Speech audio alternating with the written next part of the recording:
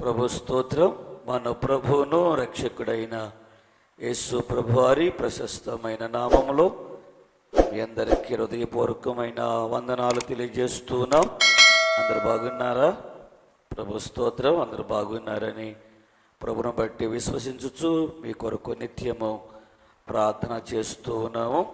ప్రభు మహాకృపను బట్టి ఈ 4వ నెల ఈ 3వ తారీఖు రాత్రి కాలం ముందు కూడా మరి ఈ ఆన్లైన్ ద్వారా లేక యూట్యూబ్ ద్వారా ప్రభుని కలుసుకోవడానికి ప్రభు మనకు చూపిన ఈ మంచి కృపను బట్టి దేవదేవునికి ఎంతో మనము కృతజ్ఞతాస్తుతులు చెల్లించబద్ధులమై ఉన్నాం.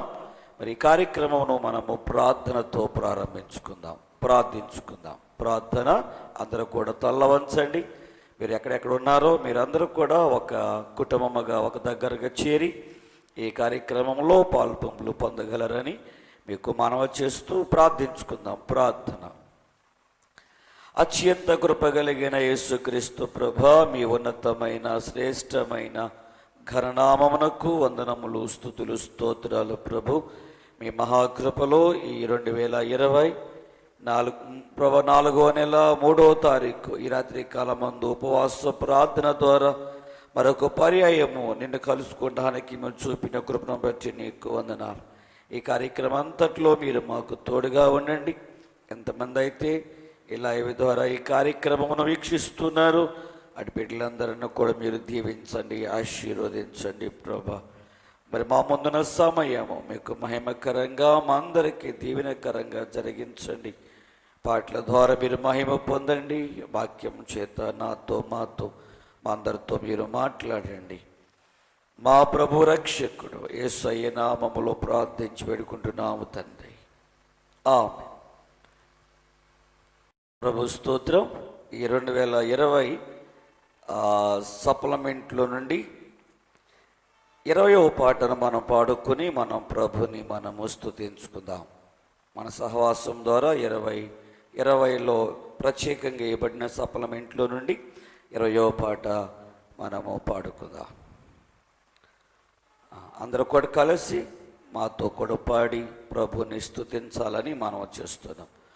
సుమధుర స్వరముల గానాలతో వేలాది దూతల గళములతో కొనియాడబడుచున్న నా యేసయ్యా, నీకే నా ఆరాధన. సుమధుర స్వరముల గానాలతో వేలాది దూతల పాడదాం స్తోత్రం. కొనియాడబడుచున్న నా యేసయ్యా, నీకే నా ఆరాధన. మహదానందమే నాలో పరవశమే, నిన్ను స్తుతించిన ప్రతి క్షణం. మహదానందమే నాలో పరవశమే, నిన్ను స్తుతించిన ప్రతి క్షణం. సుమధుర స్వరముల గానాలతో వేలాది దూతల గళములతో కొనియాడబడుచున్న నా యేసయ్యా, నీకే నా ఆరాధన. ఎడారి త్రోవలో నే నడచిన, ఎరుగని మార్గములో నన్ను నడిపిన, నా ముందు నడచిన జయ వీరుడా, నా విజయ సంకేతమా. ఎడారి త్రోవలో నే నడచిన, ఎరుగని మార్గములో నన్ను నడిపిన, నా ముందు నడచిన జయ వీరుడా, నా విజయ సంకేతమా. నీవే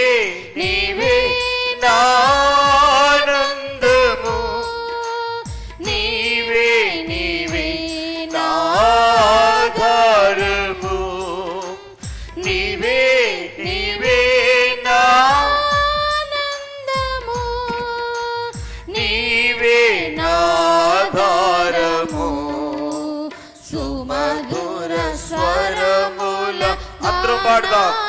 ప్రభు స్తోత్రం. హల్లెలూయా. వేలాది దూతల గళములతో కొనియాడబడుచున్న నా యేసయ్యా, నీకే ఆరాధన.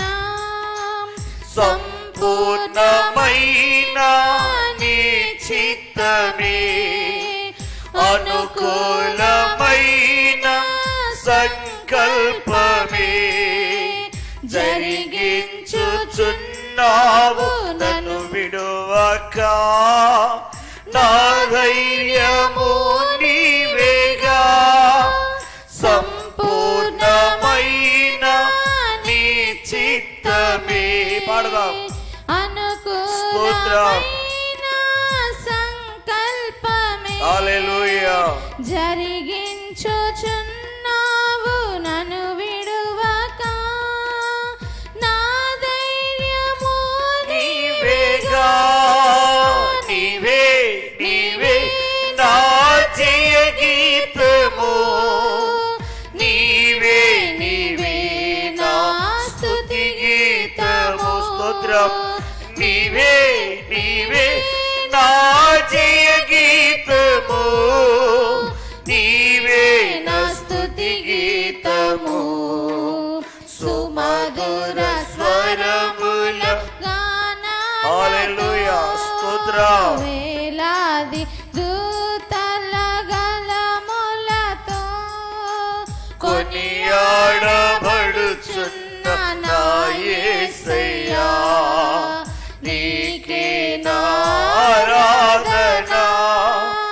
వేలాది నదులన్నీ నీ మహిమను, తరంగపు పొంగులు నీ బలమును, పర్వత శ్రేణులు నీ కీర్తినే ప్రకటించుచున్నవేగా. వేలాది నదులన్నీ అవునయ్యా. యేసయ్యా స్తోత్రమయ్యా. తరంగపు పొంగులు నీ బలమును, పర్వత శ్రేణులు నీ కీర్తినే ప్రకటించుచున్నవేగా. నీవే నీవే నా అతిశయము, నీకే నీకే నా ఆరాధన. నీవే నీవే నా అతిశయము, నీకే నా ఆరాధన. సుమధుర స్వరముల గానాలతో వేలాది దూతల గళములతో కొనియాడబడుచున్న నా యేసయ్యా, నీకే నా ఆరాధన. మహదానందమే నాలో పరవశమే, నిన్ను స్తుతించిన ప్రతి క్షణం మహదానందమే నాలో. స్తోత్రం. పరవశమే, నిన్ను స్తుతించిన ప్రతి క్షణం సుమధుర స్వరముల గానాలతో వేలాది దూతల గళములతో కొనియాడబడుచున్న నా యేసయ్యా, నీకే నా ఆరాధన. ప్రభు స్తోత్రం. ఇంతవరకు దేవుని నామమును పాటల ద్వారా స్తుతించుకోవడానికి ప్రభు మన కొరకు చూపిన ఇటు గొప్ప కృపను బట్టి దేవదేవునికి కృతజ్ఞతాస్తుతులు చెల్లించుచున్నాము. ప్రభునందు ప్రియమైన దేవుని బిడ్డలారా, ఈ కార్యక్రమములను మీరు వరుసగా వింటున్నారని ప్రభు పేరిట మేము నమ్ముతూ ఉన్నాం. అంతేకాకుండా మీ కొరకు, మీ కుటుంబాల కొరకు మా విజ్ఞాపనలో ప్రతిరోజు ప్రార్థన చేస్తున్నాం. మరి కార్యక్రమంలో మీరు చూడడమే కాకోకుండా ఈ యొక్క వాట్సాప్ ద్వారా మీకు వచ్చినటువంటి ఈ లింకులను ఇతరులకు కూడా మీరు పంపించండి, షేర్ చేయండి, ఫార్వర్డ్ చేయండి. అలాగే అనేక మంది యూట్యూబ్ ద్వారా ఈ కార్యక్రమంలో చూడడానికి మీరు కూడా ప్రభు పరిచర్యలో పాలుపంపులు పొందాలని మనం చేస్తూ ఉన్నాం. మరి ఈ కార్యక్రమంలో మీకు ఆశీర్వాదకరంగా ఉన్నాయని మేము విశ్వసిస్తూ ఉన్నాం. మీ అందరి కొరకు ప్రభు నామమును బట్టి అనుదినము ప్రార్థన చేస్తూ ఉన్నాం. దేవుని వాక్యాన్ని మనం చదువుకుందాం. ఆ తర్వాత వాక్య ధ్యానంలోనికి మనం వెళ్దాం. పరిశుద్ధ గ్రంథములో నుండి మత్తయి సువార్త 11వ అధ్యాయము 28వ వచనాన్ని మనము చదువుకుందాం. మత్తయి సువార్త 11వ అధ్యాయము 28వ వచనము. ప్రయాసపడి భారమును మోసుకొనుచున్న సమస్తమైన వారులారా, నా యొద్దకు రండి, నేను మీకు విశ్రాంతి కలుగజేతును. దేవుడి మాటలు మన హృదయమునకు దీవించునుగాక. ప్రార్థించుకుందాం. ప్రార్థన. అత్యంత కృప కలిగిన యేసుక్రీస్తు ప్రభా, మీ శ్రేష్టమైన ఘననామమునకు వందనములు, స్తుతులు, స్తోత్రములు ప్రభు. ఇంతవరకు పాట ద్వారా నీ నామమును స్తుతించడానికి మీరు మాకు చూపిన మీ కృపను బట్టి నీకు వందనాలు. దేవదేవుడు అయిన మిమ్ములను పాటల ద్వారా స్తుతించి కీర్తించి ఘనపరచుటకు, మీ నామమును ఎత్తిపడ్డానికి మీరు మాకు చూపిన కృపను బట్టి మీకు వందనాలు. ఈ సమయమందు మీ మాటలు వినవలే మేము ఆశపడుతుంటుండగా మీరే నాతో మాతో మీరు మాట్లాడండి. మీ జీవం గల వాక్కులు నాకు మాకు అందించవలసిందిగా మనవి చేస్తూ, ఎంతమంది అయితే ఈ లైవ్ ద్వారా ఈ కార్యక్రమం చూస్తూ ఉన్నారో అటు బిడ్డలందరినీ, వారి కుటుంబాలను మీరు దీవించండి, ఆశీర్వదించండి.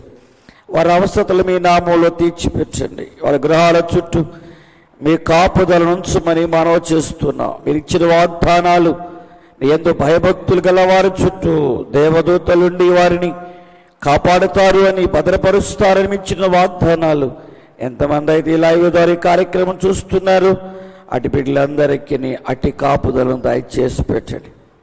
మీరే ప్రభా, మీ నామం మీరే మహిమ పొందుకోండి. క్రీస్తు నామములో ప్రార్థించి బ్రతిమలాడి వేడుకుంటున్నాము తండ్రి, ఆమేన్.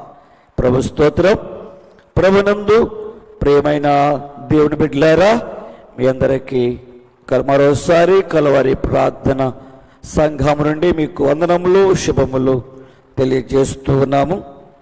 ప్రభు ఏ కార్యమును వ్యర్థముగా చేయడం, దేవుడు చేసేటువంటి లేక ప్రభు చేసేటువంటి ప్రతి కార్యం వెనుక గొప్ప మర్మము ఉంటుంది. యేసు ప్రభు వారు శరీరధారిగా ఉన్నటువంటి దినాలలో అనేక పర్యాయములు ఆయన యెరూషలేము ఆయా ప్రాంతాల్లో సంచారం చేస్తూ యెరికో ప్రాంతము గుండా ఆయన ప్రయాణం చేస్తూ వచ్చారు. అయితే ఆయన చివరిసారిగా యెరికో ప్రాంతము నుండి ఆయన ప్రయాణము చేస్తున్నారు.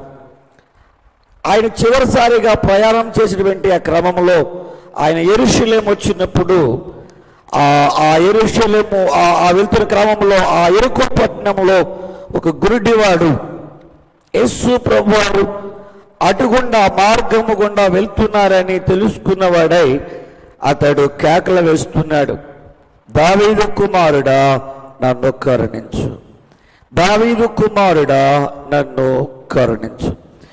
ఆ మార్గము గుండా ప్రభువు అంతకు ముందు చాలా పర్యాయములు ప్రయాణం చేశారు. కానీ చివరిసారిగా ప్రయాణం చేసినటువంటి ఆ క్రమంలో ఈ గురుడివాడు ఎందుకో ప్రభు సహాయమును కోరుకోవాలనిపించిందేమో. అందుకని ప్రభు కనికరము కొరకు నన్ను కరుణించమని ప్రభు కొరకు ప్రాధేయపడుతూ ఉన్నాడు. ఆ గురుడివాని యొక్క కేకలు వినటువంటి ప్రభువు ఆగి ఆ గురుడివాడిని నా దగ్గరకు తీసుకుని రండి అన్నారు. వారు ఆ గురుడివాడిని ప్రభు దగ్గరకు తీసుకుని వచ్చినప్పుడు నేనేం చేయాలనుకుంటున్నాను? ఆ గురుడివాడే, అయ్యా నాకు చూపు కావాలి అని ప్రభు దగ్గర ప్రాధేయపడ్డాడు. ప్రభు వెంటనే అతనిని స్వస్థపరిచారు. హల్లెలూయా, ప్రభు స్తోత్రం. అనేక ప్రాంతాలు ప్రభువు ఎరుకోకుండా ప్రయాణం చేసినప్పుడు ఆ గురుడివాడు కేక వేయలేదు. ప్రభు సహాయమును కోరుకోలేదు. కానీ ఎందుకో చివరిసారిగా ప్రభు వెళ్తున్నాడు. ఒకవేళ ప్రభు వెళ్తున్న ఆ చివరిసారి ఆ గురుడివాడు కేక వేయకపోతే, ప్రభు సహాయమును కోరుకోకపోతే, ప్రభు నాకు సహాయం చేయండి అని ప్రభువుని అడగకపోతే అతడు ఎప్పటికీ గురుడివాడుగానే ఉండేవాడు. అది చివరి సమయమని, చివరి అవకాశం అని అతడు తెలుసుకున్నాడు గనక ప్రభువును కేక వేశాడు. ఆ కేక ప్రభునకు వినపడింది. ప్రభు ఆగాడు. ప్రభు దగ్గరికి అతడు తేబడ్డాడు. అతడు స్వస్థత పొందాడు. ప్రభు స్తోత్రం. ఎందుకు ఈ మాట చెప్పానో మీకు ఎవరిస్తారు? ఒకవేళ మరి రక్షించబడ్డారా? ప్రభు స్తోత్రం.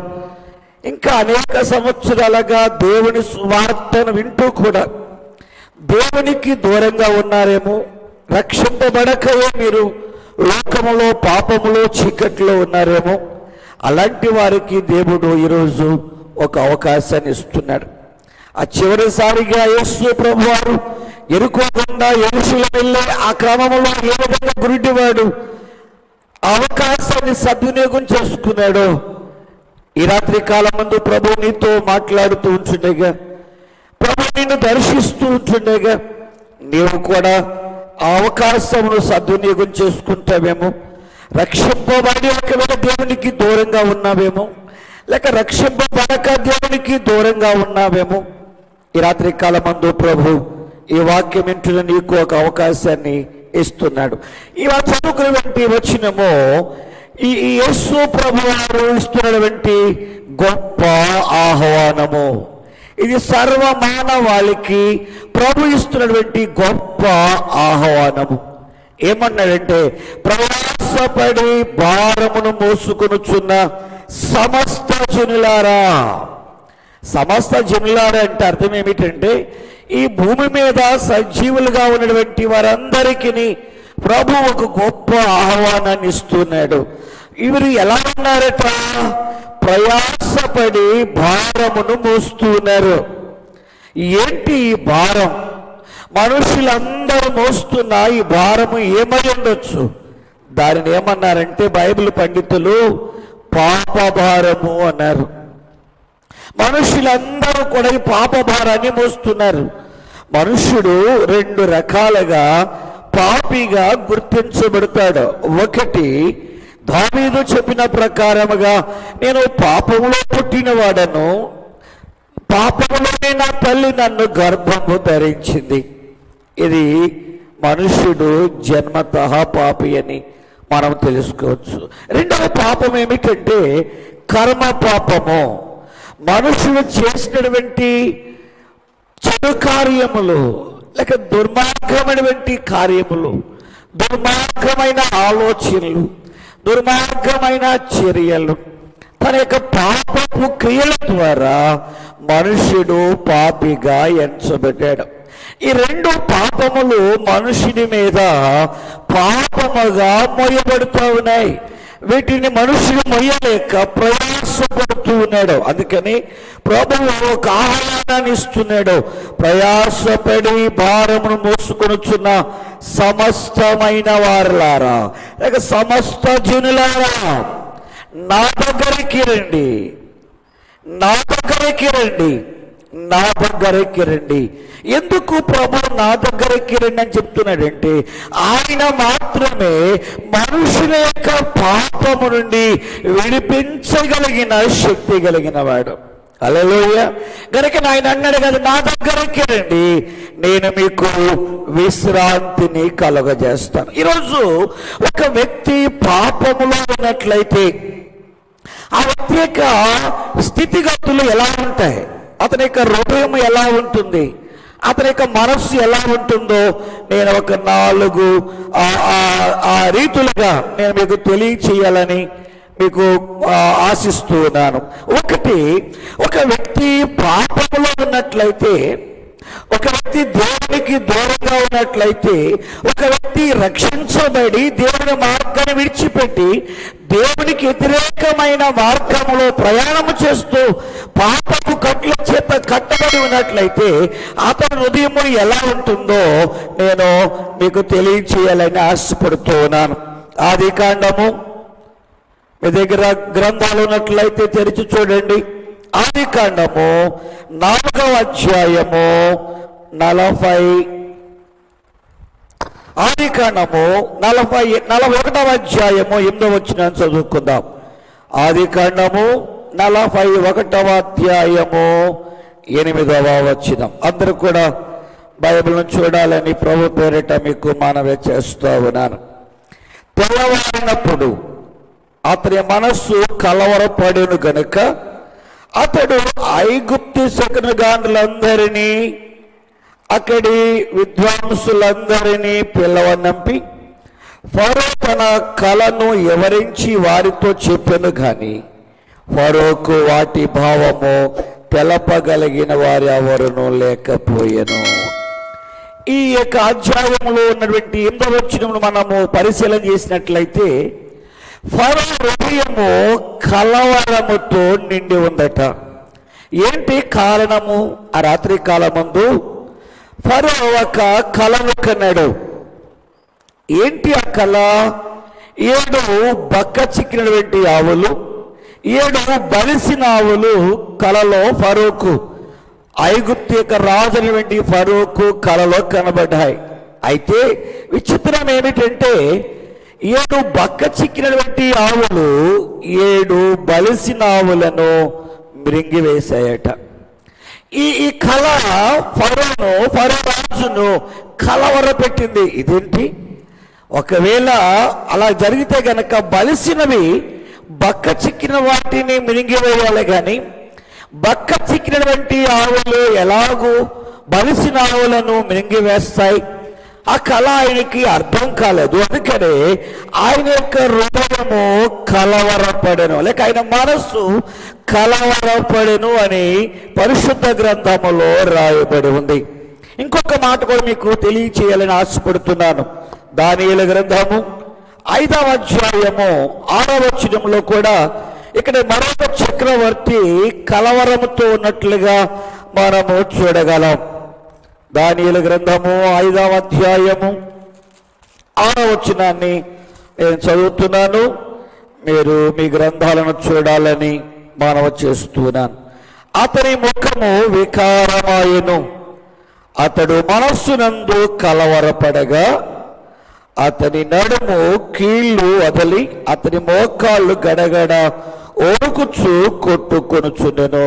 ఇక్కడ ఇంకొక చక్రవర్తి కలవరపడుతున్నట్లుగా మనము చూడగలం. మొదట మనము ఆదికాండములో చూసినట్లయితే ఐగుప్తు దేశమునకు చక్రవర్తిగా ఉన్నటువంటి ఫరో హృదయము కలవరపడ్డము మనం చూసాం. రెండవ దానియేలు గ్రంథములో బబులోను చక్రవర్తి అయినటువంటి బెల్షస్సరు కలవరపడుతూ మనము చూస్తూ ఉన్నాం. ఈ రాత్రి కాలమందు దేవుని వాక్యం వింటున్న దేవుని బిడ్డ, వీరిద్దరు రాజుల వల్లే నీ హృదయము కూడా కలవరముతో నిండుందేమో. నీవు కూడా కరోనా ద్వారా కలవరపడుతున్నవేమో, లేక నీ బాధలు, నీ సమస్యలు, నీ పరిస్థితులు, నీకున్నటువంటి ఆర్థిక భారము, నీకున్నటువంటి ఆరోగ్యము, ఇవన్నీ పరిస్థితులు నిన్ను కలవర పెడుతున్నాయేమో. లేదా ప్రస్తుతము భారతదేశం అంతా లాక్డౌన్లో ఉంది. ఇది ఎప్పుడు దీని నుండి బయటకు వస్తామనేటువంటి కలవరంతో ఉన్నావు. వచ్చిన తర్వాత మరి కుటుంబ పోషణ ఏమిటి, ఆర్థిక పరిస్థితులు ఎలా ఉంటాయి, మరి నాకున్నటువంటి పరిస్థితులను బట్టి నేను ఎలా ఉంటాను అని ఒకవేళ నీ హృదయంలో, నీ మనసులో ఏ విధమైనటువంటి కలవరం ఉందో నాకైతే తెలియదు, కానీ ఈ వాక్యం విన్నటువంటి నీ హృదయంలో కలవరమున్న ఒక ఆయన చూస్తూ ఉన్నాడు. ఎవరైతే యేసు ప్రభునకు దూరంగా ఉంటారో, ఎవరైతే ఆయన సన్నిధిని విడిచిపెట్టి తిరుగుతూ ఉంటారో, ఎవరైతే ఆయన అనుగ్రహించినటువంటి రక్షణను పొందుకోకుండా నిరాకరిస్తారో, తృణీకరిస్తారో, యేసు ప్రభువు లేనటువంటి జీవితమే, యేసు ప్రభువు అనుగ్రహించినటువంటి రక్షణ లేనటువంటి జీవితమే ఏ వ్యక్తి అయినా, రాజు అయినా, సామాన్యుడైనా, గొప్పవాడైనా, పేదవాడైనా, వారు స్త్రీలైనా, పురుషులైనా, పెద్దవారైనా, చిన్నవారైనా, వారి హృదయము కలవరముతో నిండి ఉంటుంది. మరి యేసు ప్రభుని కలిగినటువంటి హృదయం ఎలా ఉంటుంది? యేసు ప్రభుని కలిగిన మనస్సు ఎలా ఉంటుంది? ఆ వ్యక్తి యొక్క, యేసు ప్రభుని కలిగినటువంటి వ్యక్తి యొక్క పరిస్థితులు ఎలా ఉంటాయి అని ఒకసారి మనము పరిశీలన చేసినట్లయితే 4వ కీర్తన 8వ వచనంలో ఏమిలాగు రాయబడి ఉంది. 4వ కీర్తన 8వ వచనాన్ని మనము చదువుకుందాం. యేసు ప్రభుని కలిగినటువంటి జీవితము ఇలాగుంటుంది. యెహోవా నెమ్మదితో పండుకుని వెంటనే నిద్రపోవదును. నేను ఒంటరిగా ఉండినను, నీవే నన్ను సురక్షితముగా నివసింపచేయువాడవు. హల్లెలూయా. యేసు ప్రభువు లేనటువంటి జీవితము, వారు ఎవరైనప్పటికీ, వారు రాజైనా, అధికారులైనా, బలవంతులైనా, వారు ఎవరైనప్పటికీ, వారు ఎక్కడ నివసించేవారైనప్పటికీ వారి హృదయమే కలవరముతో నిండి ఉంటుంది. యేసు ప్రభుని రక్షకునిగా కలిగినటువంటి జీవితము, వారు ప్రపంచంలో ఎక్కడ ఉన్నప్పటికీ వారు నెమ్మదిగా ఉండగలరు. ఇద్దరు ప్రభుని ఎరగని రాజుల యొక్క హృదయము కలవరముతో నిండి ఉంటే, ప్రభుని ఎరిగినటువంటి ఒక రాజు యొక్క హృదయమే, ఆయన అంటాడు కదా, నేను నెమ్మదితో పండుకుంటాను, నేను నిద్రపోవుతును, మరలా నేను తిరిగి లేస్తాను, నేను ఒంటరిగా ఉండను, నేను భయపడను, నా దేవుడే నాకు సురక్షితమైనటువంటి కాపుదలను ఇస్తాడు, ఆయనను సురక్షితముగా నివసింపచేస్తాడు. హల్లెలూయ, హల్లెలూయ. యేసు ప్రభువు వారు లేనటువంటి జీవితమే అది కలవరముతో నిండినటువంటి జీవితం. ఈ దినములో ఎంతో కలవరం. ప్రపంచమంతా కూడా, ప్రపంచంలో మనుషులందరి యొక్క హృదయములే, వారందరి యొక్క మనస్సులు కలవరముతో నిండిపోయాయి. ప్రభు లేని జీవితమే కలవరముతో నిండిపోతుంది. రెండవది, యేసు ప్రభు లేనటువంటి జీవితము ఎలా ఉంటుందంటే అసంతృప్తితో నిండినటువంటి మనసు, అసంతృప్తి. ఈ దినాలలో అనేక మందిని మనము చూచినప్పుడే వారు కలిగి ఉన్న దానిని బట్టి వారు తృప్తిని పొందలేకపోతున్నారు, తృప్తి పడలేకపోతున్నారు. దేవుడు వారిని ఒకవేళ భౌతికంగా ఎంత ఆశీర్వదించినప్పటికీ వారి దాన్ని బట్టి సంతోషంగా లేక సంతృప్తి కలిగి జీవించలేకపోతున్నారు. ఈ దినాలు అనేకమైనటువంటి భయంకరమైనటువంటి పరిస్థితులకు కారణము మనుషులు అసంతృప్తితో జీవించటమే. అనేక మంది అనేక విధమైనటువంటి పాపాలకు గురి అవుతున్నారు, భయంకరమైన వ్యాధులకు ప్రజలు గురవుతూ ఉన్నారు. కారణం ఏంటో తెలుసా? దేవుడు వారికి ఇచ్చినటువంటి భాగస్వామితో వారు సంతృప్తి కలిగి ఉండలేకపోవటం, సంతోషంగా ఉండలేకపోవటం, తద్వారా భయంకరమైనటువంటి వ్యాధులకు ఈ దినాలలో స్త్రీలు, పురుషులు గురవుతున్నారు. వారు మరణించడం ద్వారా వారి పిల్లలు అనాథులుగా, దిక్కులేని వారిగా అయిపోతున్నారు. పాపము మనుషునికి అసంతృప్తిని కలుగజేస్తుంది. ఇంకా ఇంకా ఇంకా నువ్వేదో సాధించాలి అన్నట్లుగా ఈ యొక్క ప్రపంచంలో నిన్ను ఉరుకులు పెట్టిస్తూ ఉంటుంది. అనేక మంది వారికి కలిగి ఉన్న స్థితిని బట్టి సంతోషించలేకపోవటం వలనే అనేకమైనటువంటి అప్పుల్లోనూ, బాధల్లోనూ, కష్టాల్లోనూ, రోగాలకు గురి అవుతూ ఉన్నారు. పాపము మనుషునికి అసంతృప్తిని కలుగజేస్తుంది. అయితే యేసు ప్రభుని కలిగి ఉండడం ద్వారా కలిగినటువంటి మేలులేంటి? ఒకవేళ ఈ రాత్రి కాలమందు ఈ వాక్యం విన్నటువంటి నీవు కూడా వివిధములైనటువంటి అసంతృప్తితో ఉన్నావేమో, నీ పరిస్థితులు నిన్ను బహుగా అసంతృప్తికి గురి చేస్తున్నాయేమో. అయితే యేసు ప్రభు దగ్గరికి నీవు రాగలిగినట్లయితే, ఆయన అనుగ్రహించినటువంటి రక్షణను పొందుకోగలిగినట్లయితే, నువ్వు దేనిని కలిగి ఉన్నావో దానిని బట్టి నీవు సంతృప్తిగా ఉంటావు, సంతోషంగా ఉండగలుగుతావు. అందుకని 65వ కీర్తన 4వ వచనంలో ఈ విధంగా రాయబడి ఉంది. 65వ కీర్తన 4వ వచనం,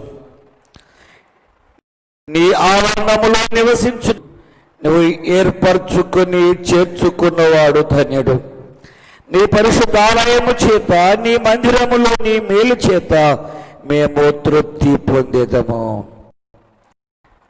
కీర్తనాకారుడు అంటున్నాడు కదా, యేసు ప్రభుని కలిగినటువంటి ఆ జీవితము, యేసు ప్రభుని కలిగినటువంటి ప్రజలు వారికి ఏదైతే కలిగి ఉన్నారో దాన్ని బట్టి వారు సంతృప్తిగా ఉండగలరు అని చెప్తున్నాడు. ఒకవేళ నీవు కూడా ఈ రాత్రి కాలమందు ఈ పాపము నిన్ను కలవర పెడుతుందేమో, నీ మనస్సు, నీ హృదయము కలవరముతో ఉందేమో, లేక ఈ పాపం వల్ల నీవు చాలా అసంతృప్తిగా ఉంటా ఉన్నావేమో. మూడోది చెప్తున్నాను, పాపం వల్ల భయము. పాపము మనిషిని భయపెడుతుంది. పాపముల స్వభావం ఏమిటంటే, ముందుగా పాపమును చేయటానికి ప్రేరేపిస్తుంది, ఆ తర్వాత ఆ పాపము ద్వారా నిన్ను భయపెడుతుంది. మీకు చిన్న సంఘటన మీకు తెలియచేయాలని ఆశపడుతున్నాను. ఇద్దరు వ్యక్తులు విశాఖపట్నంలో వారు బస్ ఎక్కారు. ఇద్దరు పక్క పక్కన సీట్లు వచ్చాయి. వారు ఎక్కిన తర్వాత కొంత సమయానికి ఒకరికొకరు పరిచయం చేసుకున్నారు. ఆ సహోదరి విజయవాడ వస్తుంది, విజయవాడలో దిగాలి. ఆ సహోదరుడు కూడా విజయవాడలోనే దిగాలి. మీరు ఎక్కడ, మీ పరిచయం ఏంటి, మీరు ఎక్కడికి వెళ్ళాలి, అక్కడి నుంచి నేను వేరే పల్లెటూరు వెళ్ళాలండి, నేను అక్కడి నుంచి వేరే చోటకి వెళ్ళాలి. ఇలాగ వారు ఒకరికొకరు పరిచయం చేసుకున్నారు. అప్పుడే వారు బస్సులో పరిచయం అయ్యారు. ఆ పరిచయమే వారిని చాలా దగ్గరగా చేసింది. ఆ సంభాషణ వారిని చాలా దగ్గరగా చేసింది. వారు ఉదయమే విజయవాడలో బస్సు దిగిన తర్వాత వారు మంచి స్నేహితులు అయిపోయారు ఒక రాత్రిలోనే. కనుక వారు ఒక హోటల్ను తీసుకున్నారు. ఆ హోటల్లో వారు పాపము చేయటానికి వారు అంగీకరించారు. ఒక హోటల్లో ఉన్నారు. వారు పాపం చేసిన తర్వాత, అయిపోయిన తర్వాత వారు వెళ్ళిపోతూ ఆ సహోదరి ఇలా చెప్పిందంట ఆ సహోదరుడితో, ఇదిగో నాకు హెచ్ఐవి ఉంది, ఈ రోజు నుండి నీవు కూడా ఆరోగ్యవే. ఒక బస్సులో పరిచయమైనటువంటి ఒక స్త్రీ ద్వారా ఇతడు భయంకరమైనటువంటి పాపమునకు గురైపోయాడు. ఇక ఆ రోజు నుండి అతని యొక్క మనస్సులో, అతని యొక్క హృదయములో భయం. ఇక ఆమె చెప్పింది కదా, నాకు హెచ్ఐవి ఉంది, ఈ రోజు నుండి నీవు కూడా హెచ్ఐవి రోగివే. ఒక్క కొద్ది సమయంలో అయిన పరిచయమే వారిని పాపమును చేయడానికి ప్రేరేపించింది. ఆ తర్వాత వారి యొక్క హృదయములో భయమును పుట్టిస్తుంది. దేవుడు ఆదాములకు ఒక ఆజ్ఞ ఇచ్చాడు, మీరు అన్ని ఫలములు తినవచ్చు కానీ ఈ ఫలములను మీరు తినకూడదు. అయితే దేవుని యొక్క మాటను వారు అతిక్రమించారు, ఆజ్ఞను మీరారు. కారణం ఏమిటంటే సాతానుడు వారిని ప్రేరేపించడం ద్వారా దేవుని మాటను మరచిన వారై, సాతానుకు తన యొక్క మాటకు ఆకర్షించబడిన వారై దేవుడు తినవద్దన్న పండును తిన్నారు. దేవుడు వచ్చే సమయానికి వారు ఆ చెట్లు చాటున దాగుకొని ఉన్నారు. ప్రభు వారిని పిలుస్తున్నాడు, ఆదామా నీవెక్కడ? ఆదాము చెట్టు చాటు నుండి, ఇదిగో మేము నీకు కనబడడానికి మేము సిగ్గుపడుతూ దిగంబరులుగా ఉన్నాం కాబట్టి మేము దాగుకుంటున్నాము. ఆదికాండము 3:10 మీరు చదవండి. దేవుడు వారిని కలుసుకుంటానికి రాగా వారు దాగుకున్నారట భయముతో. అక్కడ బయలుదేరింది భయం. ఆదికాండము 3:10 బయలుదేరినటువంటి భయమే నేడు ప్రపంచమంతటిని, ప్రపంచంలో మనుషులందరినీ ఏదో రకంగా భయపెడుతూనే వస్తుంది. పాపం భయం భయం భయం, అనేక విధములైనటువంటి భయం. చిన్నపిల్లలకు భయం, యవనస్తులైన వారు భయంలో ఉన్నారు, స్త్రీలైన వారు, పురుషులైన వారు, వృద్ధులైన వారు. ఇదే ఈ ప్రపంచాన్ని నేటి దినాలలో బహుగా భయపడుతున్నారు. ఏమిటంటే కరోనా. అందరూ భయపడుతున్నారు. వృద్ధులు భయపడుతున్నారు, స్త్రీలు భయపడుతున్నారు, పురుషులు భయపడుతున్నారు, మనుషులందరూ భయపడుతున్నారు దీనికి. దేవుని వాక్యం, దేవుని బిడ్డలారా, అయితే ఎవరైతే ప్రభుని కనుగొంటారు, ఎవరైతే ప్రభులో ఉంటారు, ఎవరైతే ఆయన యొక్క కాపుదలలో సంరక్షణలో ఉంటారో వారు భయపడిన అవసరం లేదు. జ్ఞానైన సొలొమోను అంటాడు కదా 28 నీతిమంతులు సింహము వలె ధైర్యముగా ఉంటారు. ప్రభువులో మనం ఉన్నప్పుడు, ప్రభు మనలో ఉన్నప్పుడు, ఆయన బిడలుగా మనం ఉండగలిగినప్పుడు మనకి భయం అనేది ఉండదు. ఇంత మాత్రాన మన ఇష్టానుసారంగా జీవించడానికి వీల్లేదు. గవర్నమెంట్ వారు కొన్ని నియమాలను పెట్టారు, కొన్ని నిబంధనలను మనకి ఇచ్చారు. వాటిని మనము పాటించాలి. దేవుని నిబంధనలను, దేవుని ఆజ్ఞలను, దేవుని కట్టడలను, దేవుని యొక్క మాటను మనము అంగీకరించి వాటి ప్రకారం నడుచుకున్నప్పుడే ఈ లోకంలో ఎదురయ్యే వాటికి మనము భయపడవలసినటువంటి పని లేదు. పాపము మనుషుని భయపెడుతుంది. ఒకటి, పాపము మనుషుని కలవరపెడుతుంది. రెండు, పాపము మనుషుని అసంతృప్తిలో పడవేస్తుంది. పాపము మనుషుని భయపెడుతుంది. అంతేకాకుండా పాపము మనుషునిలో నిరాశను కలుగజేస్తూ ఉంది. నిరాశ జీవితంలో ఆ నిరీక్షణ లేనటువంటి స్థితి. చాలామంది దినాలలో నిరీక్షణ లేక నిరాశకు గురి అవుతూ ఉన్నారు. బైబిల్లో ఒక సహోదరిని మనం చూస్తాం. ఆమె యోహాను సువార్త 8 పాపంలో పట్టబడినటువంటి స్త్రీ. ఆమెను రాళ్లతో కొట్టాలని ఆ ప్రజలందరూ కూడా యేసు ప్రభు దగ్గరికి తీసుకుని వచ్చారు. బహుశా నేను అనుకుంటూ ఉన్నాను, ఆమె హృదయము బహుగా కృంగి, నా పాపము ఎంతమంది ఎదుట నన్ను అవమానపరిచింది కాబట్టి ఇక నేను ఎందుకు బ్రతకాలి అని ఒకవేళ నిరాశలు ఉందేమో. ప్రభువు ఆమె చుట్టూ, ప్రభు చుట్టూన వారందరితో ప్రభు మాట్లాడారు కదా, మీలో పాపం లేనివాడు మొదట రాయి వేయండి. అందరు వెళ్ళిపోయారు. ఆమె మిగిలింది, ప్రభు మిగిలారు. ఇక ఆమె హృదయం అనుకుంటుందేమో, ప్రభువుకు నన్ను విడిచిపెట్టేస్తే ఇక నాకు కలిగిన అవమానం బట్టి నేను బ్రతకటం వేస్ట్ ఎందుకు అనుకుంటుందేమో. ఆమె యొక్క హృదయమును ఎరిగినటువంటి ప్రభు, అమ్మా ఎవరిని శిక్షించలేదా, నేను కూడా నిన్ను శిక్షించను. అయితే ఇక నుండి నువ్వు పాపం చేయకుండా బ్రతుకు అని ప్రభువు ప్రేమతో ఆమెతో చెప్పినప్పుడే ఆమె నిరాశ అంతా కూడా పోయి ఆమె యొక్క హృదయంలో ఒక నూతన నిరీక్షణను కలిగి ఉంది. హల్లెలూయా. యేసు ప్రభువులో ఎప్పుడు కూడా నిరీక్షణ. ఎవరైతే పాపములో ఉంటారో వారికి నిరీక్షణ లేదు, నిరాశే. ఎవరైతే యేసు ప్రభువులో ఉంటారో వారికి నిరీక్షణ ఉంది. అందుకని ప్రభు పిలుస్తున్నాడు, నీ పాప భారము ద్వారా నీవు కలవరపడుతున్నావేమో, నీ పాపము భారమును బట్టి ఒకవేళ నీవు అసంతృప్తితో జీవిస్తున్నావేమో, నీ పాప భారమును బట్టి నీవు భయముతో ఉన్నావేమో, నీ పాప భారమును బట్టి నిరాశలు ఉన్నావేమో, ప్రభు ఈ రాత్రి కాలమందు ఒక గొప్ప ఆహారానికి ఇస్తున్నాడు. నా దగ్గరికి రా, నేను నీకు విశ్రాంతిని కలుగజేస్తాను. విశ్రాంతి అనే మాట అర్థం ఏమిటంటే రక్షణని కలుగజేస్తాను.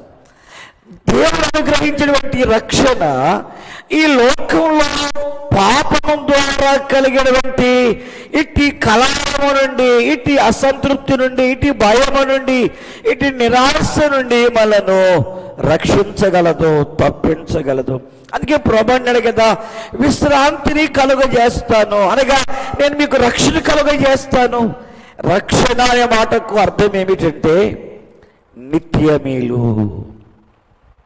నిత్యమేలు అంటే ఈ లోకంలో దేవుని బిడ్డలుగా మనము జీవించడానికి ప్రభువును ఏదైనా మన అవసరాలను అడిగినప్పుడు ఎలా అడగగలమంటే ప్రభు మనకిచ్చినటువంటి రక్షణ బట్టే మనం అడగగలం.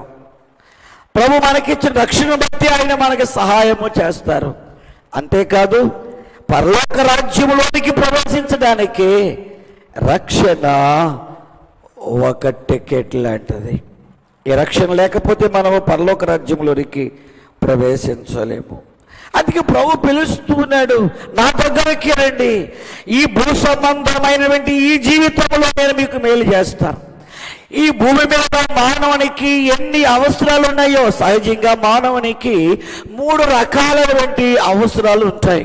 ఒకటి భౌతిక సంబంధమైనటువంటి అవసరాలు, రెండవది మానసిక సంబంధమైనటువంటి అవసరాలు, మూడవది ఆత్మ సంబంధమైనటువంటి అవసరాలు. ప్రభు మనుషునికి ఈ 3 అవసరాలను ఆయన తీర్చగలిగిన వాడు. అందుకని నా దగ్గరికి రండి అంటే ఆయన దగ్గర మాత్రమే ఇవి మనం పొందుకోగలం. ఆయన మాత్రమే రక్షణను మనుషునికి ఇవ్వగలడు. ఎందుకో తెలుసా? ఆయన మాత్రమే పరిశుద్ధుడు గనక. ఆయనే తన ప్రజలను వారి పాపముల నుండి రక్షించును గనక ఆయనకు యేసు, ఆయనే రక్షకుడు, ఆయనే పరిశుద్ధుడు, ఆయనే విమోచకుడు.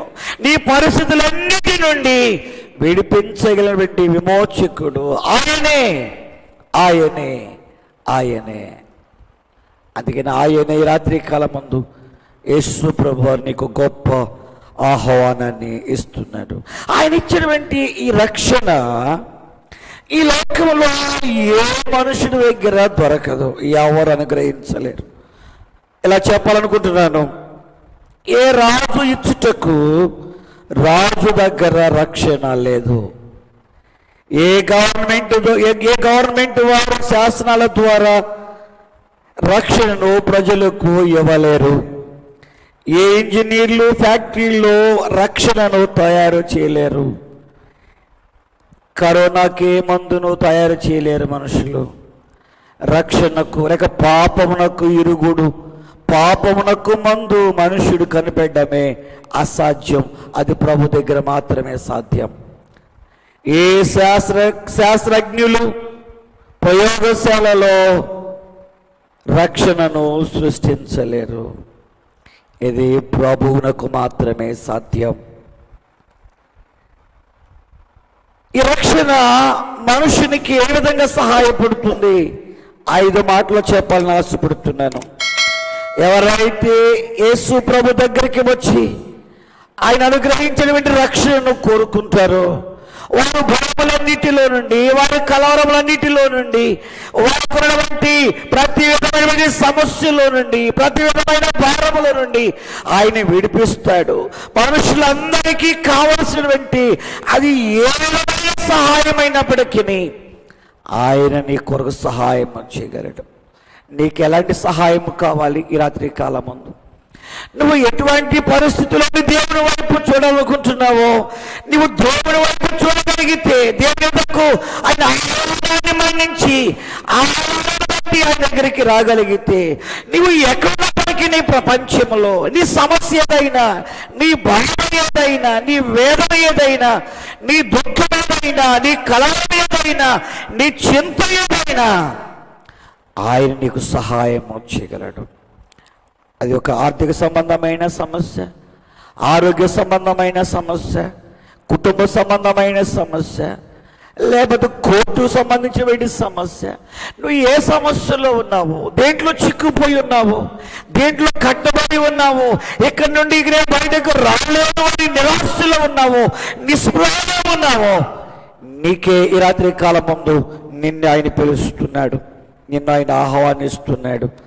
నీకు ఏ విధంగా ఆయన సహాయం చేయగలడో ఒక 5 మాటలను నేను మీకు చెప్పాలని ఆశపడుతున్నా.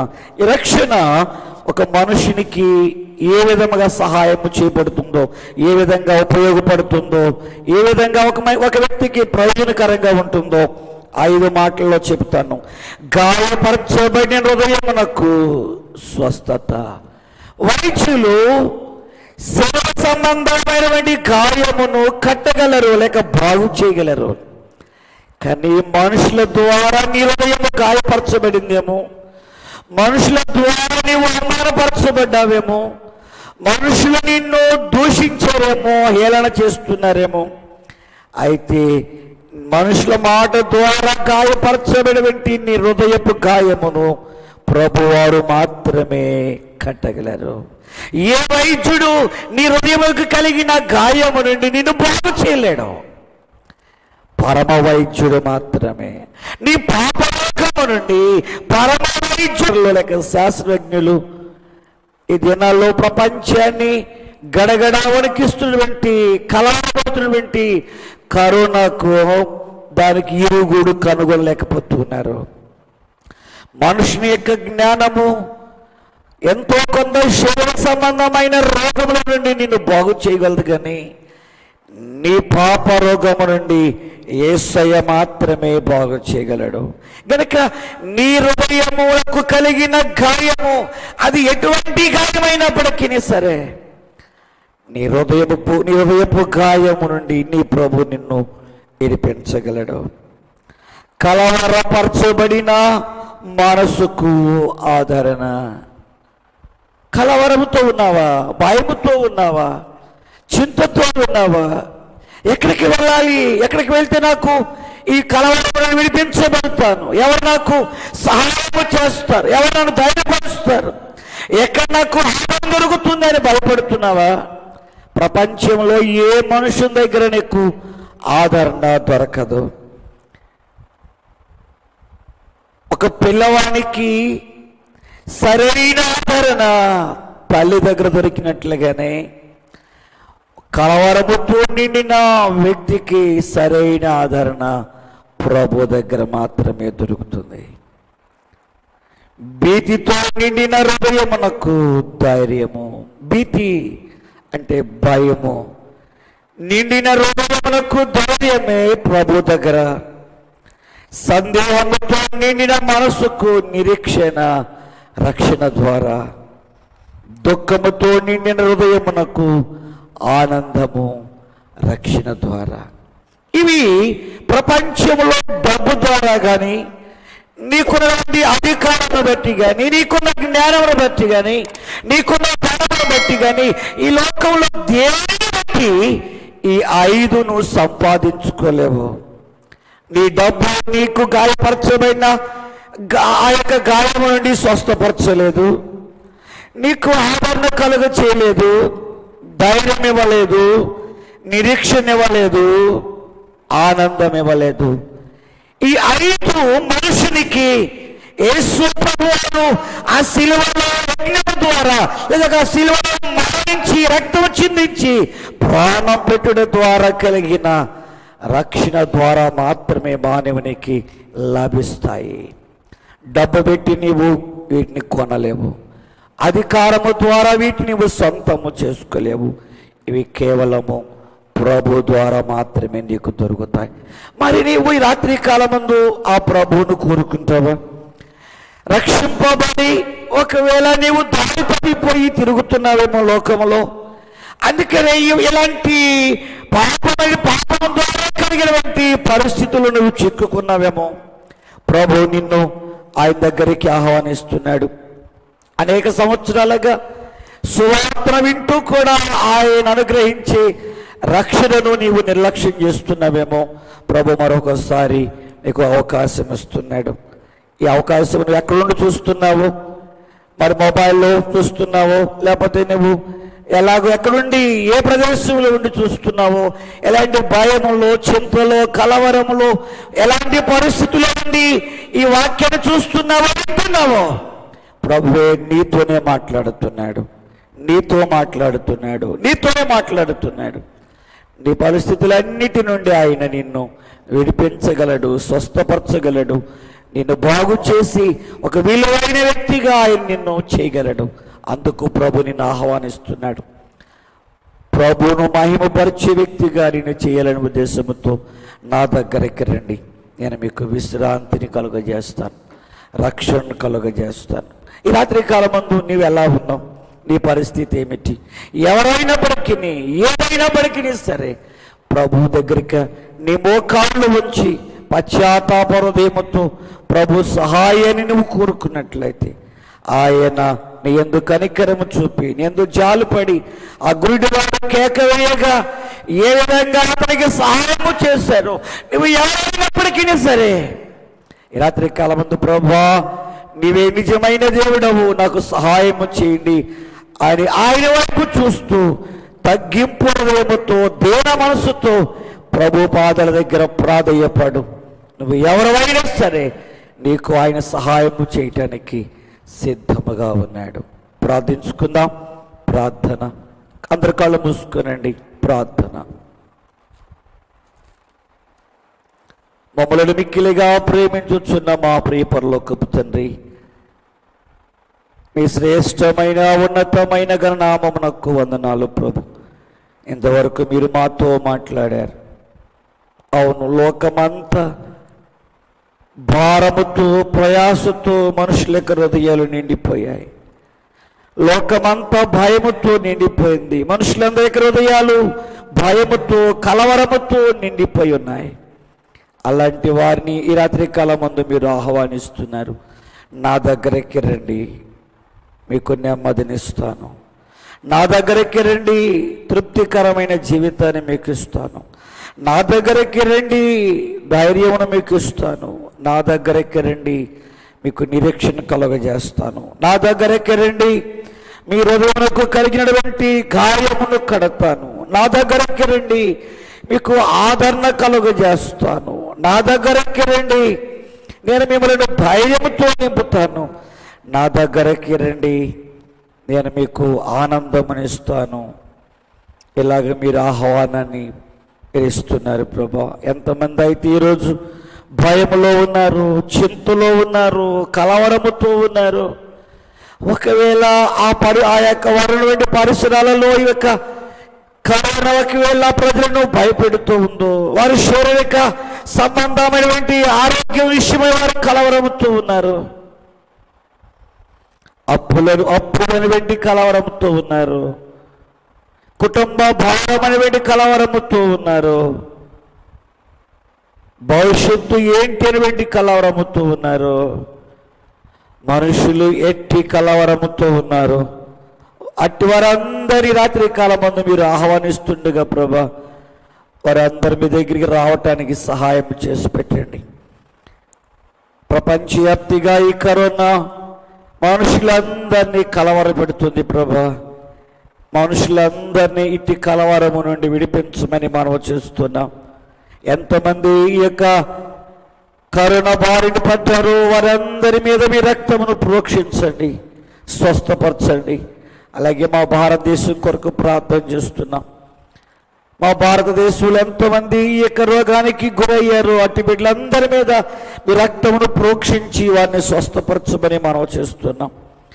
అలాగే మా రాష్ట్రం మీద మీరు కరికరం చూపండి.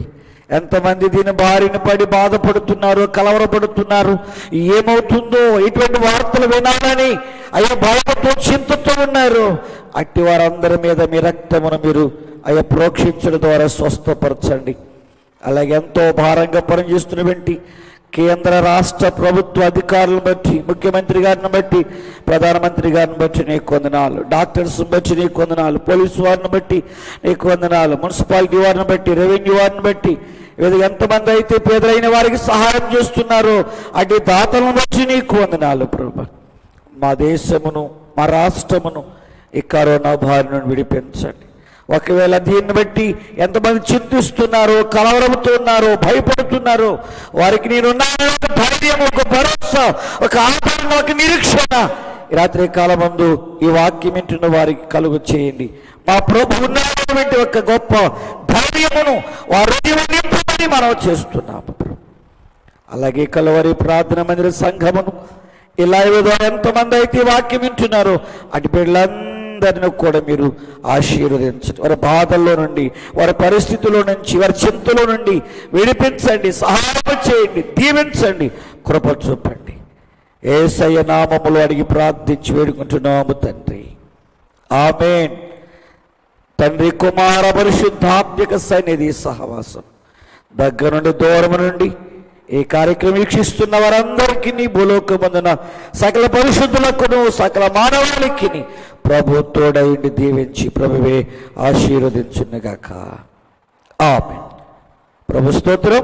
మీ అందరికీ వందనాలండి. ఈ కార్యక్రమంలో మీరే మాత్రమే కాకుండా ఇతరులకు కూడా ఈ కార్యక్రమం లింకును షేర్ చేయండి. మీ స్నేహితులు, మీ ఇరుగు పొరుగు వారు, మీ బంధువులు చూసినట్లుగా మీరు దీవించబడి వారు కూడా దీవించబడినట్లుగా ఈ పరిచర్యలో మీరు ఆ పాలు భాగస్తులు కావాలని మీకు మనం చేస్తున్నాం. God bless you all.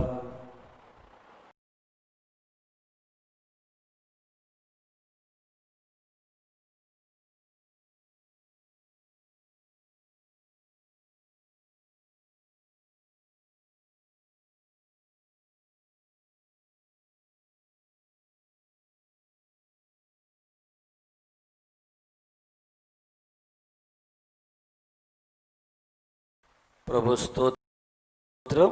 మన ప్రభువును రక్షకుడైన యేసు ప్రభువారి ప్రశస్తమైన నామములో మీ అందరికి నా వందనాలు తెలియజేవారికి, మీ బంధువులకు ఈ లింకును ప్రభువైన యేసు క్రీస్తు నామమున మీ అందరికీ ప్రత్యేకమైన వందనాలు తెలియజేస్తూ ఉన్నాం. మీ అందరికీ ప్రత్యేకమైనటువంటి మనవిని తెలియచి ప్రభువైన యేసు క్రీస్తు నామమున మీ అందరికీ ప్రత్యేకమైన వందనాలు తెలియజేస్తూ ఉన్నాం. మీ అందరికీ ప్రత్యేకమైనటువంటి మనవిని తెలియచేయాలని ఆశపడుతున్నాం. అదేమిటంటే మంచి శుక్రవారం అనగా 10/4/2020 ఆ రోజు ఉదయం 11 గంటల నుండి ఈ లైవ్ కార్యక్రమము మీరు చూసి మరి ప్రభు దీవెనలు పొందాలని ఆశపడుతున్నాం. మీరే కాకుండా మీ స్నేహితులకు, మీ ఇరుగు పొరుగు వారికి, మీ బంధువులకు ఈ లింకును షేర్ చేయండి. మీరు చూస్తూ దైవ దీవెనలు మీరు పొందాలని, అలాగే మీరు ఎవరైతే దీన్ని షేర్ చేస్తున్నారో వారు కూడా దైవ దీవెనలు పొందినట్లుగా ప్రభు పరిచర్యలో మీరు పాల్పొందులు పొందాలని మనం చేస్తామని మర్చిపోవద్దు. 10/4/2020 ఉదయము 11 గంటల నుంచి వచ్చేటువంటి ఈ గుడ్ ఫ్రైడే కార్యక్రమమును కుటుంబాలతో మీరందరూ కూడా చూడాలని ప్రభు పేరట మీకు మనం చేస్తూ ఉన్నాం. God bless you all. ప్రభువైన యేసు క్రీస్తు నామమున మీ అందరికీ ప్రత్యేకమైన వందనాలు తెలియజేస్తూ ఉన్నాం. మీ అందరికీ ప్రత్యేకమైనటువంటి మనవిని తెలియచేయాలని ఆశపడుతున్నాం. అదేమిటంటే మంచి శుక్రవారం అనగా 10/4/2020 ఆ రోజు ఉదయం 11 గంటల నుండి ఈ లైవ్ కార్యక్రమము మీరు చూసి